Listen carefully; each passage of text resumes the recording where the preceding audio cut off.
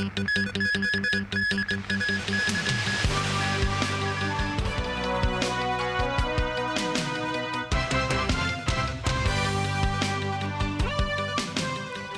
evening and welcome to TVB News.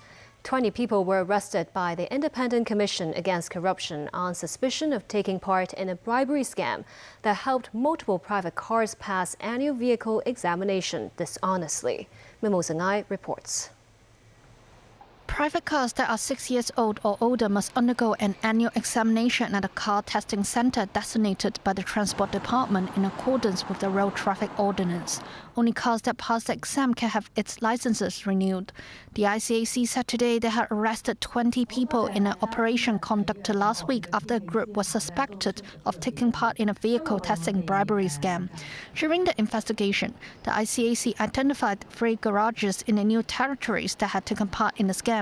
They would send cars with problematic smoke emissions to a designated car testing center. The garages would then bribe the center staff.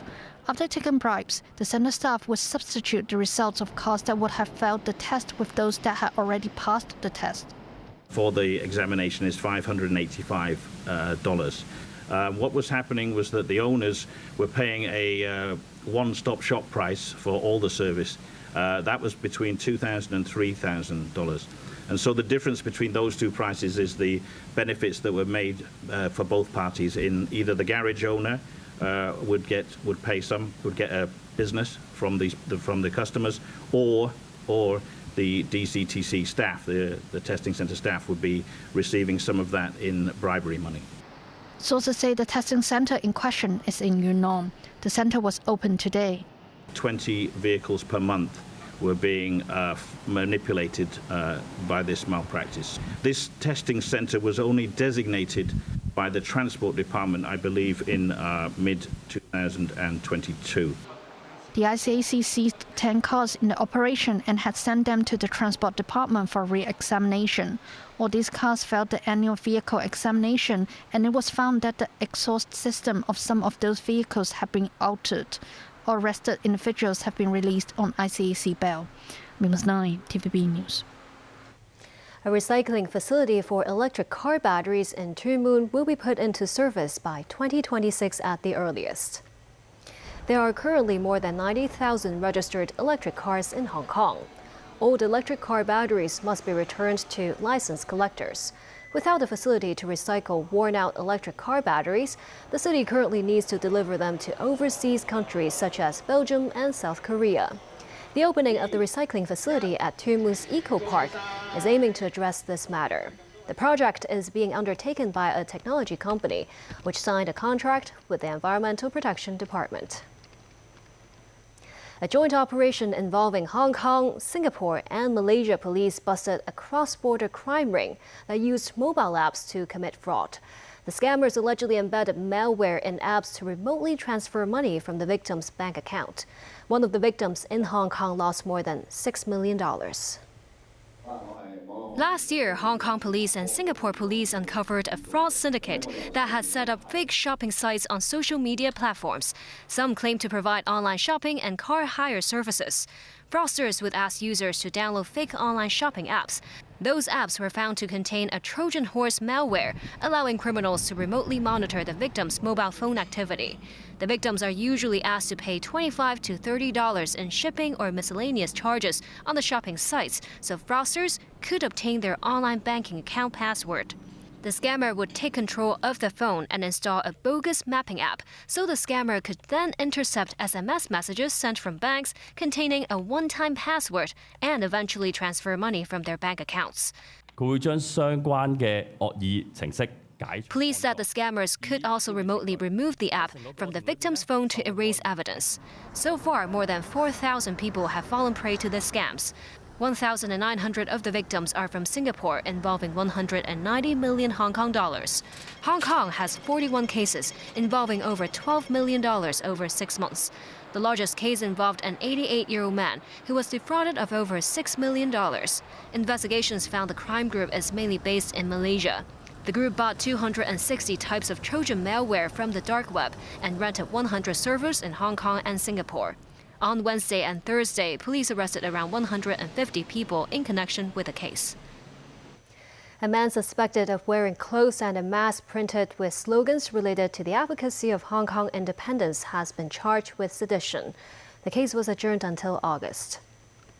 Defendant Chu Kai-pang appeared at the West Kowloon Magistrates Court today. He was said to have loitered near Shek Mun MTR station on June 12th, wearing a shirt with the slogan "Liberate Hong Kong, Revolution of Our Times." He also donned a yellow mask printed with the English abbreviation of 5 demands.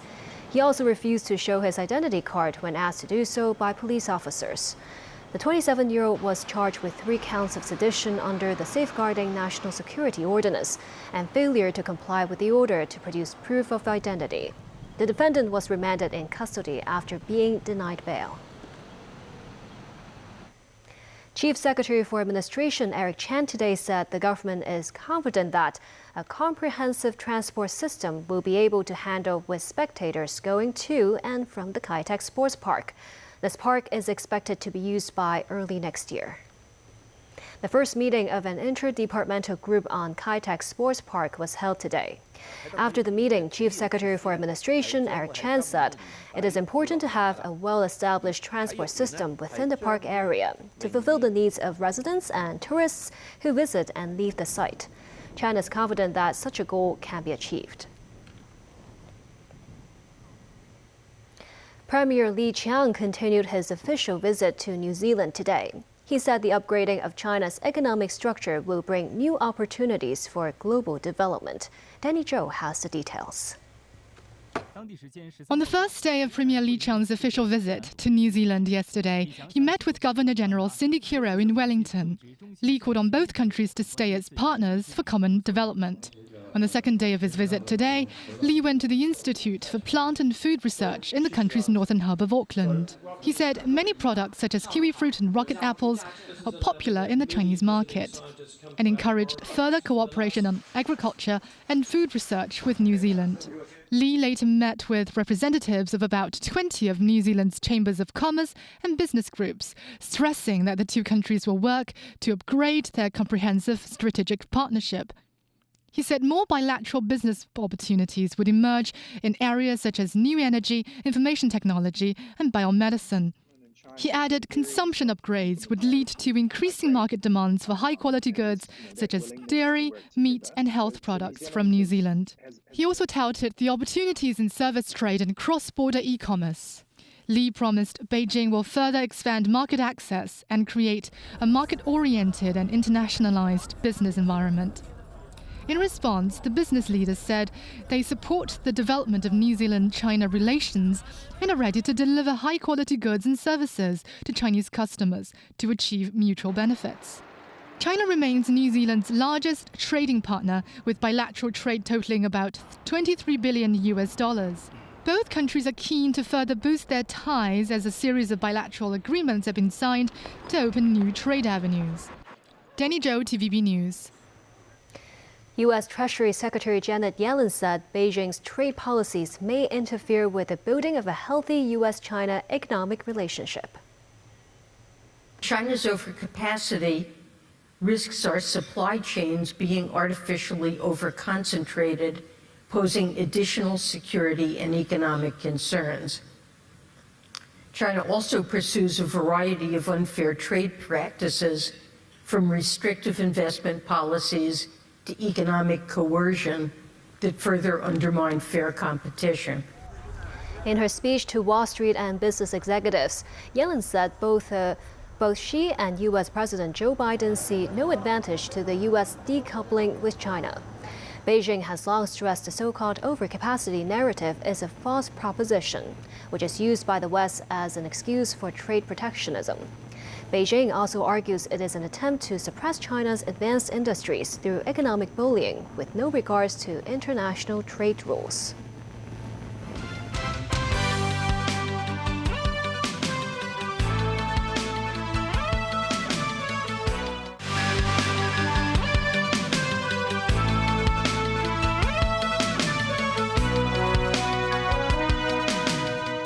Welcome back.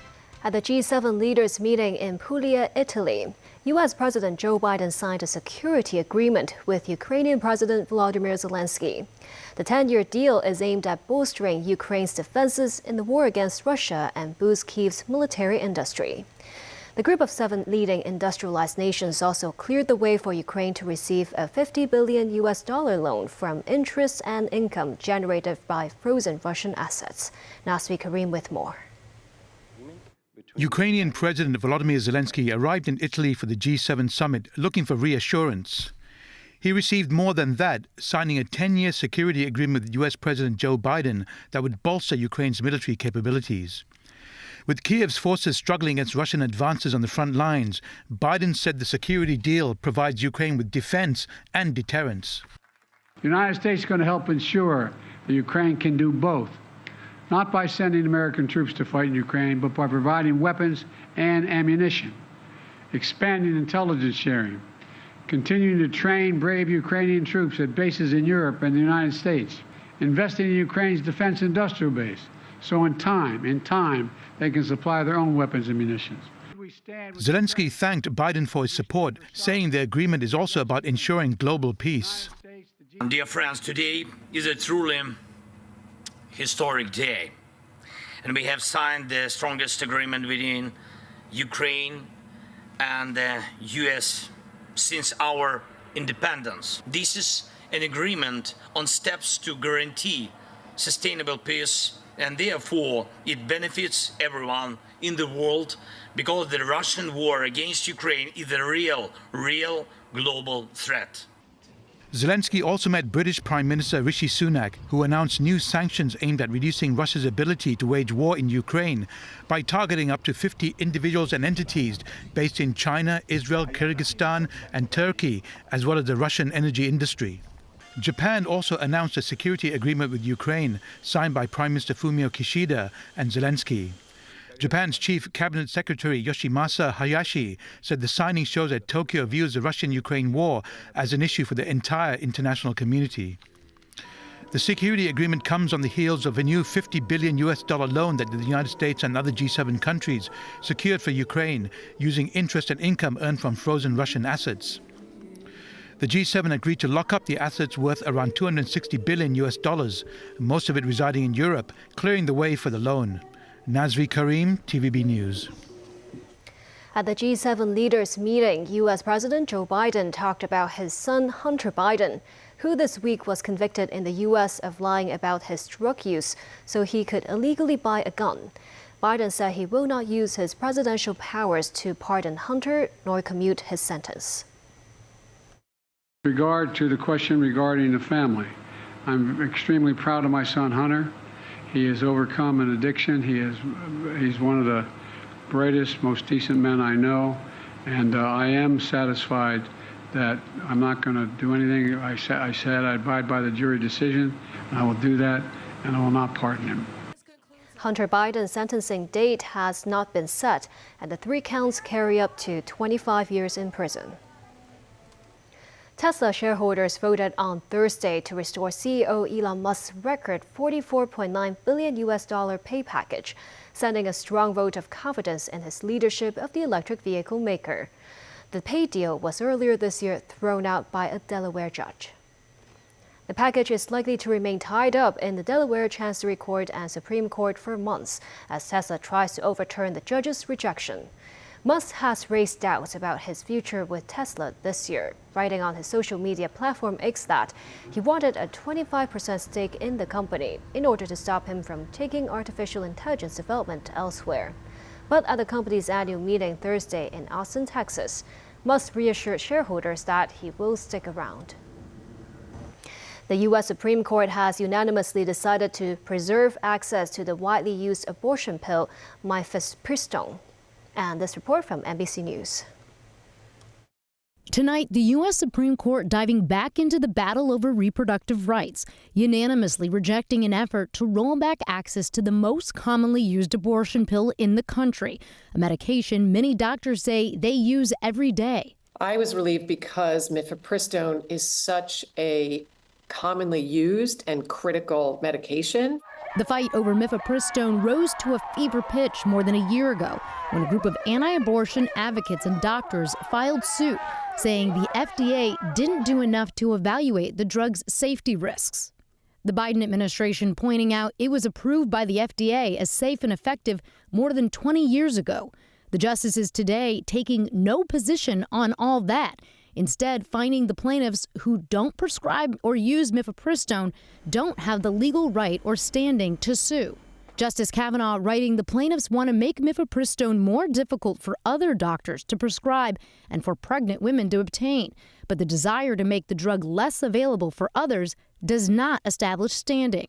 Lawyers for those plaintiffs disappointed but not deterred. We were hoping for a different ruling from the Supreme Court, and that means that we still have work to do. Had the High Court not stepped in, access to the pill would have been limited significantly, a possibility brought into even sharper focus now that the justices have eliminated the constitutional right to an abortion, and southern states have mostly banned the procedure, prompting more women to turn to medication abortion they can receive in the mail. If the court had restricted mifepristone back to the early days of approval, where you needed to go in person, that would have been a disaster. This as Democrats try to leverage the current landscape ahead of the November election, forcing a vote today to protect in vitro fertilization.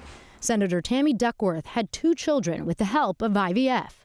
My miscarriage more painful than any wound I ever earned on the battlefield. Every woman deserves to be able to be called mama without being called a criminal. Just 2 Republicans voting in favor of the bill that would prohibit states from imposing restrictions on IVF after Alabama's highest court caused a nationwide uproar, concluding frozen embryos have the same rights as children, causing IVF clinics to temporarily shut down out of fear of lawsuits.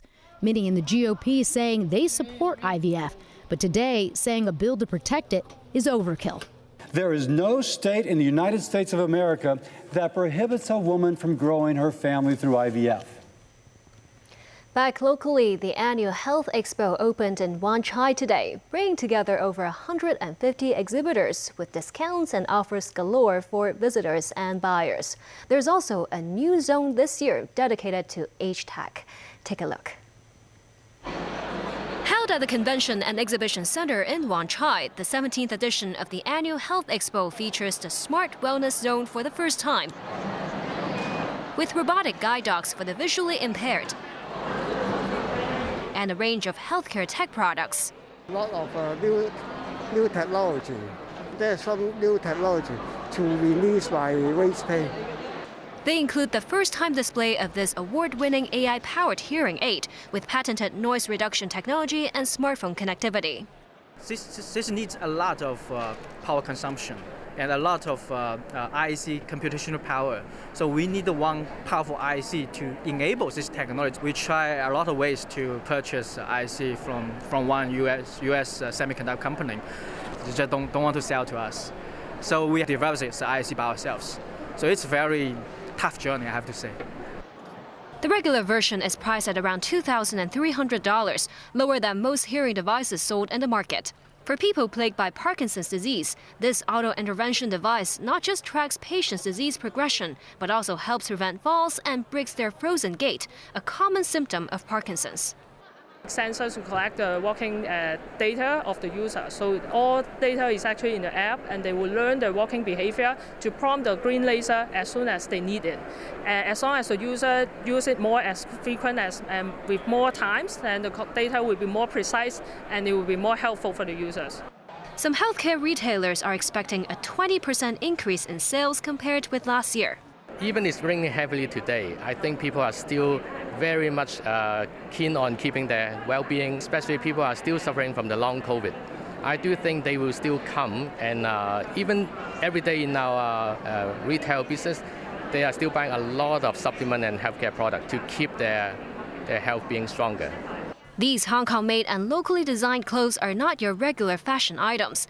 Tailor-made for seniors, they can be worn and taken off easily, lowering the risks of elderly hurting their joints, with openings for medical tubes to pass through. I'm actually not wearing a Chi Pao or Mandarin dress. This is a waterproof bib for the elderly, with matching sets for their grandchildren and pets, as well as a urine drainage bag. offering a fashionable twist to seniors' everyday life. With free admission, the 3-day health expo will end this Sunday. And that's the news. Thank you for watching.